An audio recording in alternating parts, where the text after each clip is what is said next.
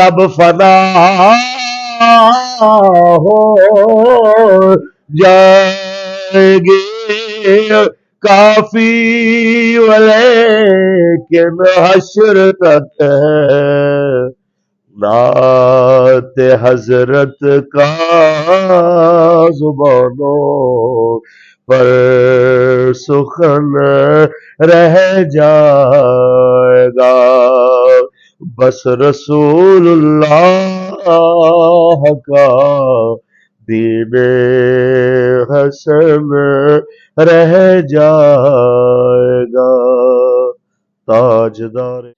बिस्मिल्लाहिर्रहमानिर्रहीम। अस्सलाम वालेकुम। इनसाइड स्टोरी के साथ मैं मोहसिन बिलाल। काफ़ी दिनों के बाद आपसे मुलाकात हो रही है।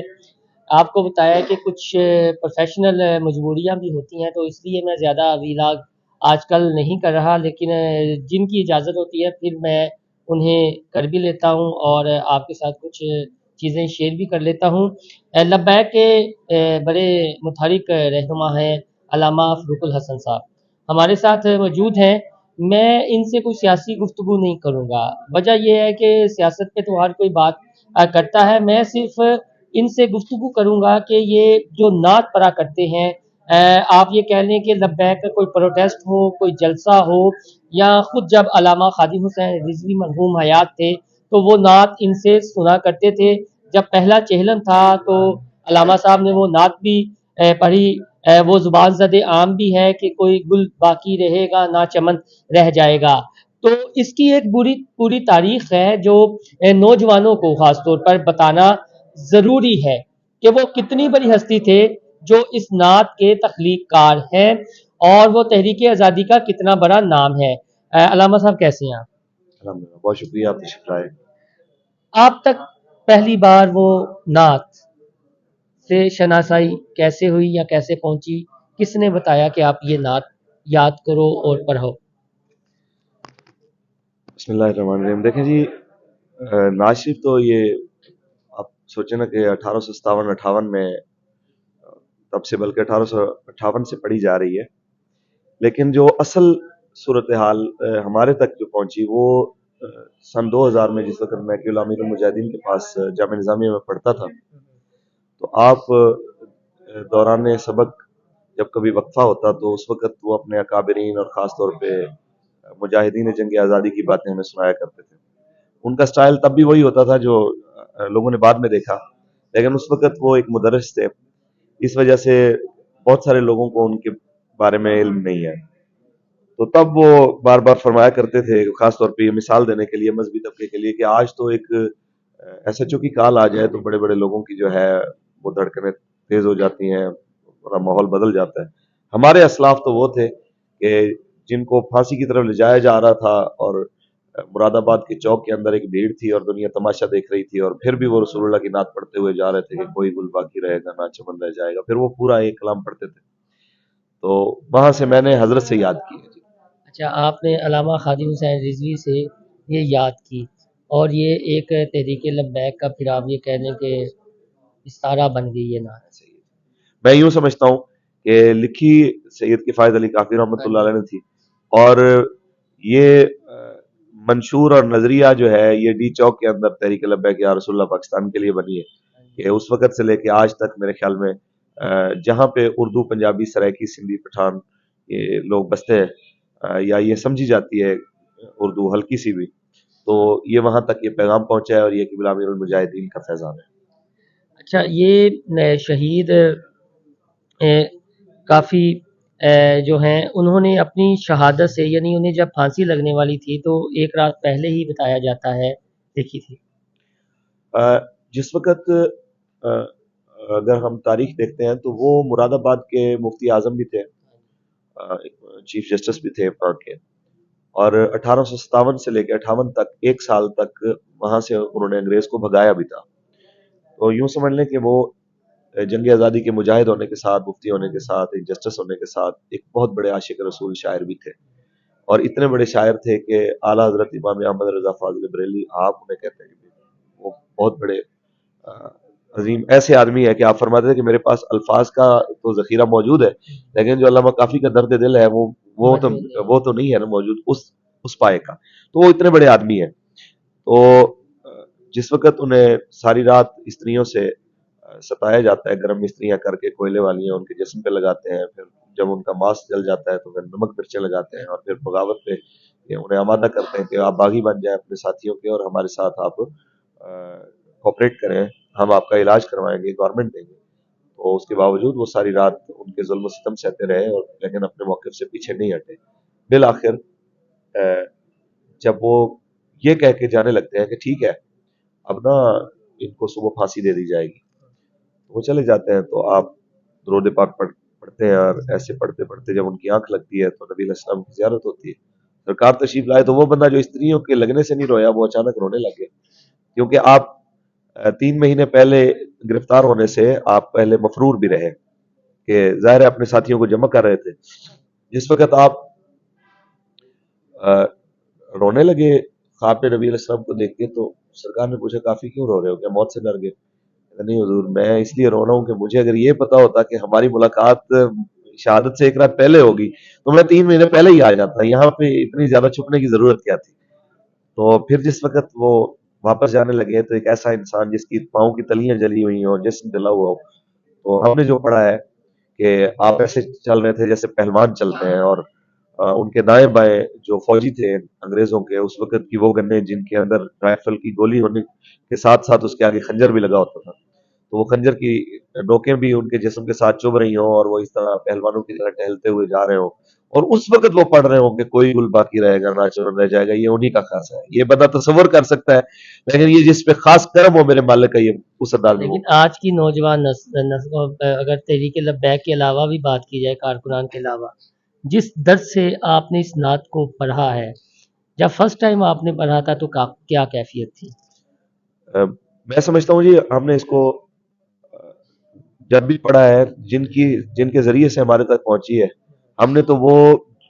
जो दर्द हमारे तक पहुंचा ना, वो डिलीवर किया है। हालांकि जितना हमारे पास पहुंचता है हम उतना डिलीवर कर नहीं पाते। तो ये तो बाबा जी का फैजान है इश्क रसूल का, कि जिस अंदाज में उन्होंने पढ़ा इसको और पढ़ाया, तो हमने उसको आगे पहुंचाने की कोशिश की है। मैं समझता हूँ ताहाल भी जो इसका हक है वो हम अदा नहीं कर सकते। तो ज़रा हमें भी सुना दें, चूँकि मेरी बड़ी ख्वाहिश है, मैंने अपनी मोबाइल में रिकॉर्डिंग रखी हुई है नात की, लेकिन मैं एक्चुअली सुनना चाह रहा था आपसे, ताकि ये भी महफूज रहे। तभी अंदर आपके सामने है, नासाजी तबाह के बावजूद आप फरमा दें, मैं एक शेर पढ़ देता हूँ नहीं, आपको। मैं ना एक दो तीन, आप ये ना कि मेरे अपने रोंगटे खड़े हो जाते हैं। और हमारे दोस्त हैं लाला सहराई, उन्होंने दानिश.com पर इस हवाले से तफसीली मजमून भी लिखा है।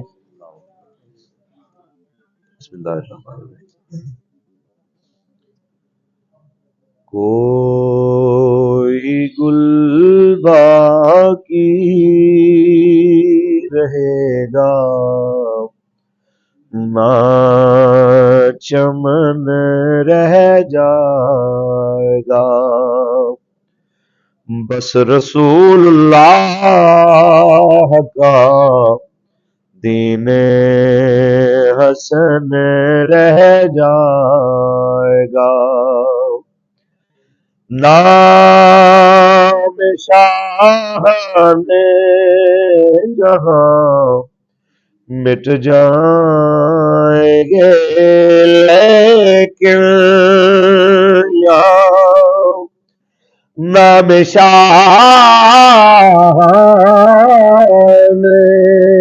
जहां मिट जाएंगे, लेकिन यहाँ हश्र तक नामो निशाने और जतन रह जाएगा, बस रसूलुल्लाह का दीने हसन रह जाएगा। हम सफीरो बाग में है कोई दम का चहचहा, हम सफीरो बाग में ہے کوئی دم کا چہچہا بلبلیں اڑ جائے گی سونا چمن رہ جائے گا بس رسول اللہ کا دین حسن رہ جائے گا سب فنا ہو جائیں گے کافی ولیکن حشر تک سب فنا ہو جائیں گے کافی ولیکن حشر تک نعت حضرت کا زبانوں پر سخن رہ جائے گا بس رسول اللہ کا دین حسن رہ جائے گا تاجدار ختم نبوت زندہ باد لاسٹ میں سے بتا دیجیے گا کہ اس نعت کو کیا ہمارے نصابی کتب خاص طور پر سلیبس کا حصہ ہونا چاہیے تاکہ تحریک جنگ آزادی کے جو کردار ہیں جو شہدا ہیں ہماری نئی نسل ان سے روشناس ہو سکے ہم تو کہتے ہیں جی یہ نعت بھی ہونی چاہیے نصاب میں اور جس طرح طلع البدر علینا لوگوں کو یاد ہے اس طرح حضرت حسان کی وہ نعتیں بھی یاد ہونی چاہیے جو انہوں نے نبی علیہ السلام کے دفاع میں حضور کے دشمنوں کو جو ہے جواب دیا ہے جس میں تاکہ قوم کے بچوں کو نبی علیہ السلام کا عشق جو اصل میں ایمان کی روح ہے تو اس سے ان کے سینے منور رہے اور یقینی طور پہ اگر پوری دنیا پہ مسلمان دوبارہ عروج حاصل کرنا چاہتے ہیں تو وہ رسول اللہ کی محبت اور حضور کے دین سے ہی ممکن ہے اللہ تعالی ہم سب کو عمل صالح کی توفیق جی بالکل بہت شکریہ علامہ صاحب آپ کا قیمتی وقت ہم نے لیا آپ مصروف تھے دوستو یہ نعت چونکہ آپ یوٹیوب پر جائیں یا کسی جگہ بھی جائیں تو آپ کو مل جائے گی اس نعت کے ایک ایک شعر میں ایک ایک داستان ہے ایک ایک کہانی ہے اور کہانی آپ کی روح کو جھنجھوڑ دیتی ہے تو اس ویڈیو بنانے کا صرف مقصد اور آپ کو بتانے کا مقصد یہ ہے کہ یہ نعت جو ہے نہ صرف سنیں اس کے ایک ایک شعر کو سمجھیں اور جنہوں نے یہ نعت تخلیق کی ان کی زندگی کو بھی پڑھیں دانش.com پر ہمارے دوست ہیں لالا صحرائی انہوں نے اس حوالے سے تفصیلی مضمون لکھا ہے کہ وہ کب پیدا ہوئے عہد جوانی میں کیا تھے اور انگریزوں کے خلاف انہوں نے جو علم بلند کیا اپنے ارد گرد کے لوگوں کو کس طرح انہوں نے حق بات کہنے کا درس دیا وہ تفصیل جو ہے وہ آپ پڑھ سکتے ہیں تو آپ کو ہماری یہ ویڈیو پسند آئے تو ہمارا چینل انسائیڈ اسٹوری سبسکرائب کرنا نہ بھولیے گا اللہ حافظ